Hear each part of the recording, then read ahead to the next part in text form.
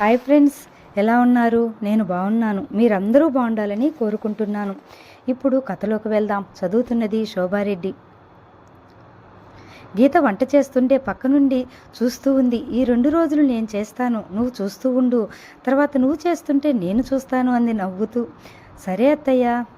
అది సరే, కానీ ఫామ్ హౌస్కి వెళ్ళొచ్చారు కదా, మీ ఆయన్ని నువ్వు ఏమైనా మాట్లాడుకున్నారా, లేదంటే మౌనమునుల్లా ఉన్నారా అడిగింది గీత తదేకంగా చూస్తూ. అంటే కొంచెం మాట్లాడుకున్నాం అంది మెల్లిగా. సరిపోయింది. మీ అమ్మేమో నువ్వు అల్లరి పిల్లవని చెప్పింది, మరి నువ్వు చూస్తే మరీ సైలెంట్గా ఉన్నావు.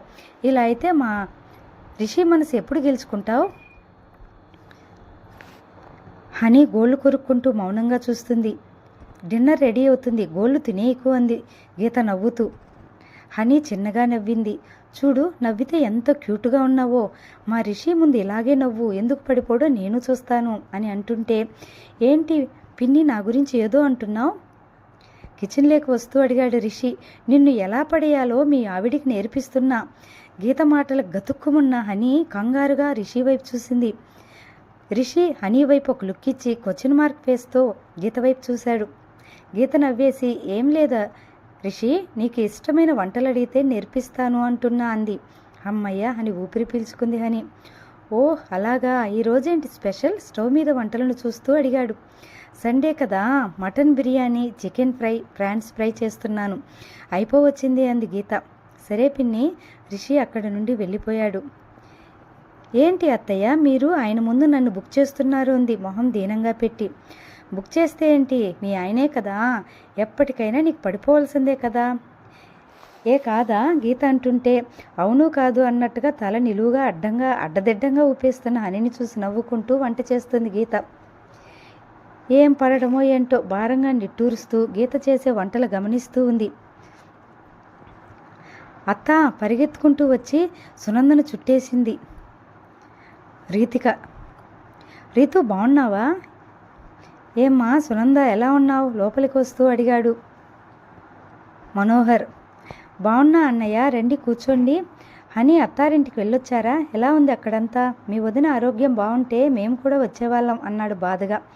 పర్లేదన్నయ్య, హనీకి మంచి కుటుంబమే దొరికింది, మనసులో ఏం పెట్టుకోకుండా బాగానే చూసుకున్నారు. ఆ ఇంట్లో హనీ సంతోషంగానే ఉంటుంది అనిపిస్తుంది, చూడాలి అంది ఆలోచిస్తూ. అత్త బావెక్కడా? గదిలో ఉన్నాడే. సునంద చెప్పడమే ఆలస్యం. పరిగెత్తుకుంటూ చరణ్ గదిలోకి వెళ్ళింది. రీతు, బాగుంటుంది నువ్వు నవ్వితే, బాగుంటుంది ఊసులాడితే. సిద్ధు శ్రీరామ్ పాటను ఒక ఫీల్ పాడుతూ మిర్రర్లో క్రాప్ సెట్ చేసుకుని ఉన్న చరణ్ని తినేసేలా చూస్తూ వెనక నుండి హగ్ చేసుకుంది రీతు. ఉలిక్కిపడి వెనక్కి తిరిగాడు. నిజంగా బాగుంటుందా బావా అని మత్తుగా అంటున్న రీతుని చిరాగ్గా చూస్తూ, అనుకున్నా నువ్వే అని. వదలవే అని రీతు చేతులను విడిపిస్తుంటే మళ్ళీ పట్టుకుంది రీతు. రీతు పిచ్చి పిచ్చిగా బిహేవ్ చేయకు. బలవంతంగా తన చేతులను విడిపించుకుని తనకి దూరం జరిగాడు. నా గదిలోకి డైరెక్ట్గా రావద్దని ఎన్నిసార్లు చెప్పాను నీకు? రీతు, నీకు ఎన్నో సార్లు చెప్పాను నీ మీద నాకు ఆ ఉద్దేశం లేదని. దేన్నైనా ప్రేమిస్తున్నావా?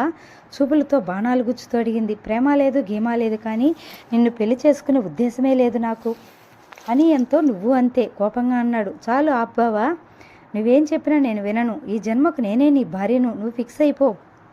నిన్ను అస్సలు వదలను ఉక్రోషంగా చెప్పేసి బయటికి వెళ్ళిపోయింది. మంచి పార్టీ మూడ్లో ఉన్న మైండ్ను మొత్తం డిస్టర్బ్ చేసి పడేసింది. మెంటల్ మొహంది. తిట్టుకుంటూ గది నుండి బయటికి వెళ్ళిపోయాడు చరణ్. బానే ఉందిరా, ఏడ్చుకుంటూ బయటికి వెళ్ళింది. ఎప్పుడు ఉండే గొడవే మామయ్య అన్నాడు చిరాగ్గా. అది నిన్ను ఇంతగా ఇష్టపడుతున్నప్పుడు చేసుకోవచ్చు కదరా. అబ్బా ప్లీజ్ మామ, మీరు ఎన్నిసార్లు అడిగినా నా డెసిషన్ మారదు. మంచి అబ్బాయిని చూసి దానికి పెళ్లి చేసేయండి. దానికేం తక్కువ, నాకన్నా మంచివాడొస్తాడు, అందంగా ఉంది. మళ్ళీ ఈ విషయం గురించి నా దగ్గర తీయకండి. నేను ఫ్రెండ్ బర్త్డే ఉంది, వెళ్ళొస్తా, బాయ్ చెప్పేసి వెళ్ళిపోయాడు. గార్డెన్లో కళ్ళనీళ్ళతో ఇటే చూస్తున్న రీతుని చూపులు తప్పించుకుని బయటికి వెళ్ళిపోయాడు చరణ్. భోజనాలు ముగిశాక తన గదిలో హనీని రెడీ చేస్తుంది గీత. అత్తయ్య, ఈరోజు కూడానా? నాకు అంతా ఎలానో ఉంది అంది బేలగా. 3 రాత్రులు ఇలాగే వెళ్ళాలి, ఆచారం రా. నే ఊరుకున్నా మా అత్తయ్య ఊరుకోరు. పాల గ్లాస్ చేతికిచ్చి వెళ్ళు అంది. నా బంగారు బొమ్మలా ఉన్నావు, వెళ్ళు సంశయిస్తుంటే మళ్ళీ చెప్పింది గీత. బయట ఎవరూ లేరు, అందరూ టెర్రస్ పైకి వెళ్ళారు. వెళ్ళు అని తొందర పెట్టడంతో మొహం వేలాడేసుకుని గదిలోకెళ్ళింది. రిషి బాల్కనీలో ఫోన్ మాట్లాడుతున్నాడు. గ్లాస్ కింద టేబుల్ మీద పెట్టేసి కింద బెడ్షీట్ వేస్తున్నా అని బెడ్పై పడుకోవచ్చు అన్న రిషి మాటకు తలెత్తి చూసింది. కింద కంఫర్ట్ ఉండదు, బెడ్పై పడుకో చెప్పేసి వాష్రూమ్లోకి వెళ్ళాడు. అమ్మయ్య అనుకుంటూ బెడ్పై ఒక పక్కన పడుకుని బెడ్షీట్ కప్పుకుంది. అని అంతా బాగానే ఉంది, కానీ నిద్రలో ఆయన మీద కాలు వేస్తే ఏంటి నీ పరిస్థితి? నిద్రలో రిషి మీద అడ్డదిండంగా కాలు చేయి వేసినట్టు ఊహించుకుని టక్కును లేచి కూర్చుంది. చిచ్చి తల గట్టిగా విదిల్చి, నేను అలా చేస్తే గదిలో కూడా రానివ్వడు అనగా పడుకోవాలి అనుకుని వాష్రూమ్ డోర్ అలికడవగానే చుటుక్కున బెడ్పై పడుకుంది. కళ్ళు మూసుకుని నిద్ర నటించింది. రిషి బెడ్పై మరోవైపు తిరిగి పడుకున్నాడు.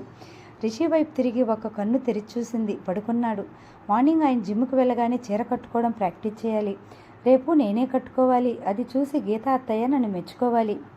ప్రతిజ్ఞ పూని ఫోన్లో 6 గంటలకు అలారం పెట్టుకుని పిల్లో కింద పెట్టి పడుకుంది. కళ్ళు మూసుకుంటే కానీ నిద్ర పట్టడం లేదు. మార్నింగ్ నుండి ఏదో ఒక పనిలో బిజీగా ఉంటూ ఆలోచన లేకుండా తనని తాను నిలవరించుకున్న హనీకి రాత్రి మాత్రం చాలా కష్టంగా అనిపిస్తుంది. ఎంత వద్దనుకున్నా అఖిల్ ఆలోచనలు ఆమె మదిలో మెదులుతుంటే దుఃఖాన్ని బలవంతంగా ఆపుకుంది. గట్టిగా ఊపిరి తీసుకుంది. తన మెడలో ఉన్న తాళిని తీసి కళ్ళకద్దుకుని రిషి వైపు చూసింది. నిద్రలోనే స్ట్రైట్గా తిరిగి పడుకున్న రిషిని చూస్తూ నిద్రలేక జారుకుంది. 6 గంటలకు అలారం మోగడంతో ఉలిక్కిపడి లేచి అలారం ఆపేసింది. రిషి బెడ్పై లేకపోవడంతో జిమ్కి వెళ్ళినట్టున్నారు. ఆయన వచ్చేలోపే రెడీ అవ్వాలి. వాష్రూమ్కి వెళ్ళి స్నానం చేసి చూడీదార్ వేసుకుని వచ్చింది. హనీ అటువైపు తిరిగి అల్మరాలో ఉన్న తన బ్యాగ్లో శారీ తీసుకుంటూ ఉండగా గదిలోకి వచ్చిన రిషి హ్యాంగర్కు ఉన్న టవల్ తీసుకుని స్నానానికి వెళ్ళాడు. శారీ తీసుకోవడంలో నిమగ్నమైన హనీ రిషి గదిలోకి వచ్చింది గమనించలేదు. డోర్ బెల్ట్ పెట్టేసి డ్రెస్ తీసేసి స్కర్ట్ బ్లౌజు వేసుకుని సునంద గీత తనకు నేర్పించిన దాని ప్రకారం శారీ కట్టుకోవడానికి ట్రై చేస్తుంది. దొంగ సచ్చింది వచ్చి చావట్లేదు. హనీ నీకెన్ని కష్టాలే తనలో తానే అనుకుంటూ చీర కట్టుకుంటూ ఉంది. తన కృషికి ఫలితంగా కొంచెం బాగానే కట్టుకుంది, కానీ బయట సరిగ్గా సెట్ అవ్వకపోవడంతో ఈ శారీ పక్కా పర్ఫెక్ట్గా వస్తుంది. చీర మొత్తం విప్పేసింది. హనీ చీర విప్పేయడం, రిషి వాష్రూమ్లో నుండి రావడం ఒకేసారి జరిగాయి. నడుంకు టవల్ కట్టుకుని మరొక టవల్తో తల తుడుచుకుంటూ వస్తూ సడన్గా హనీని చూసి షాక్ కొట్టినట్టుగా ఆగిపోయాడు రిషి. చీర చేతిలోకి తీసుకుని శ్రద్ధగా చుట్టుకుంటుంది హనీ.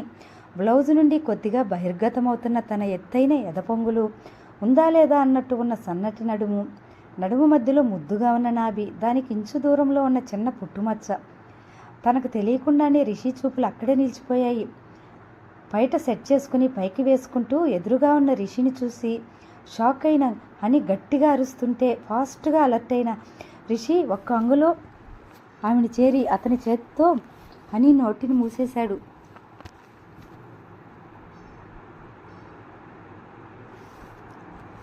హనీ